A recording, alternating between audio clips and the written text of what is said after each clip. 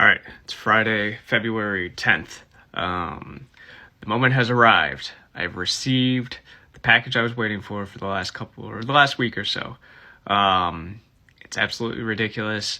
I don't know why I bought this. I'm pretty sure it's not going to sell, but it makes an interesting conversation piece sitting on my shelf. So yeah, if you've visited my eBay store, you know that we focus on nostalgia, right? So I sell old comic books, old video games, old toys from the 80s and 90s, mostly. Sometimes there's some random stuff on there, but that's usually what is on the store.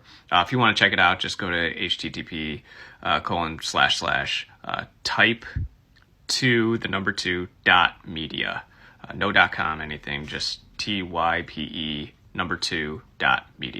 and it'll redirect you to the eBay store.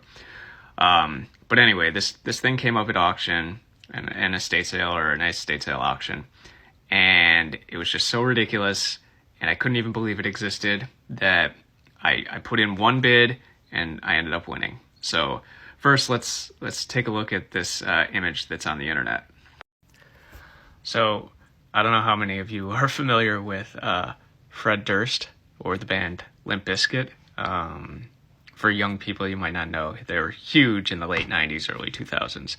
But anyway, here he is signing a bunch of SEGA Dreamcast systems before the Anger Management Tour, which was like Limp Bizkit, Eminem, some other people. I actually went to that concert.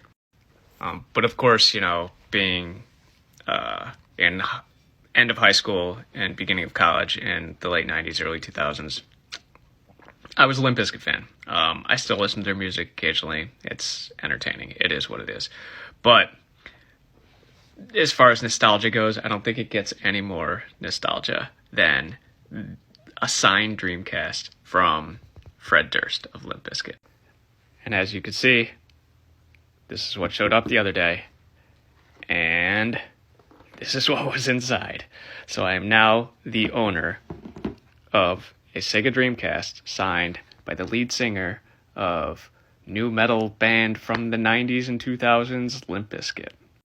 It's just one of those ridiculous buys that I paid way too much money for, and it's probably going to sit on the shelf. I'm going to put it in the eBay store. I'm going to put it for a ridiculous price. If someone wants to pay it, great, they can have it, but I intend to keep it on my shelf. I do the same thing like Final Fantasy 3. I think I have the complete in-box copy, and it's up there for like $500. No one's going to buy it. But yeah, check out the store if you want to see the Limp Bizkit signed Dreamcast.